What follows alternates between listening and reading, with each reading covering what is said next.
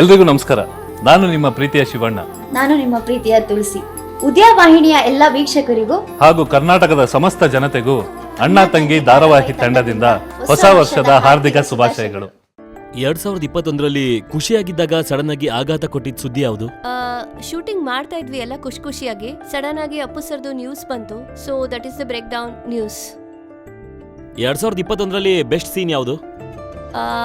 Best scene ಬಂದ್ಬಿಟ್ಟು ಅಣ್ಣನ ಜೊತೆ ಚಂದ ಮಾಮ ನೋಡೋದು. ಯಾಕಂದ್ರೆ ನಾನು ತುಂಬಾ ಎಮೋಷನಲ್ ಆಗಿದ್ದೆ. ಗ್ಲಿಸರಿನ್ ಇಲ್ದೆ ಹತ್ತಿರೋ ಸೀನ್ ಅಂದ್ರೆ ಅದು ತುಂಬಾ ಇಷ್ಟವಾದ ಸೀನು.